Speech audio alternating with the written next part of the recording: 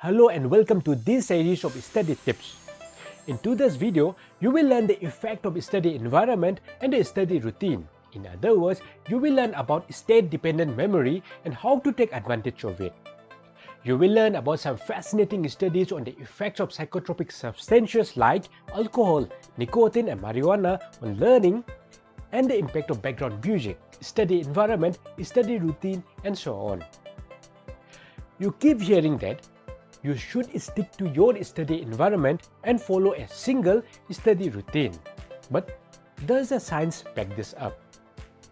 You might be surprised to learn that science actually encourages not sticking to a single study space or a study routine.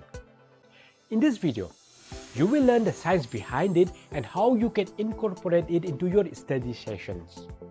Hi, this is Suraj Laurembam from HyperQuickBrain. Without further ado, let's dig into the details. One experiment was conducted using scuba divers. A group of scuba divers was asked to memorize a series of words. However, they were instructed to do so while submerged. The divers were divided into two groups after a few hours. One group was tested on land. The second group was placed in the same environment where the words were learned. That is, they were tested while diving in the water. The average score of the second group was better than the average score of the first group. This demonstrated that you tend to perform better if you are tested in the same environment as the one you have learned. In other words, this is state-dependent memory. This same phenomenon has been observed in the case of background music. If some music were playing while learning, you will remember more if you hear the same music while giving the test. The same can be said of psychotropic substances. If you are drunk, you will remember more of the things you did while you were drunk. Similarly, you will remember more if you give your test in the same room as the one where you did your preparation. These are all examples of context-dependent memory. Researchers pointed out you remember better in the same environment because your brain picks up the signals from the surrounding. A tune in music is associated with the definition. The views outside the window get associated with the formula.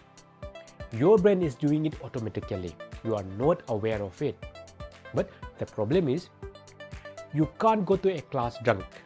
You can't play music while giving a test. And certainly, you can't always prepare for a test in the examination room. So, how is this related to the study routine and study environment? How can you use this knowledge to your advantage? The solution is in variation. You need to make sure that you vary your study environment and study routine as much as you can. If you are always reading at a table, you can switch to a different table. You can change the background music to a different tune. Or if you have never tried it before, try listening to light background music. If you always study in the morning, try shifting your schedule to the afternoon, evening or night time. This way, you are training your brain to different signals and moods. So, if you are giving your test in a completely different room, you won't be thrown off guard. Don't always stick to a single study routine. Don't always stick to a single study environment. Make some variation. You will learn and remember better. But you won't always remember whatever you learn. You will forget it after some time. However, you can implement distributed learning to cement information permanently into your memory.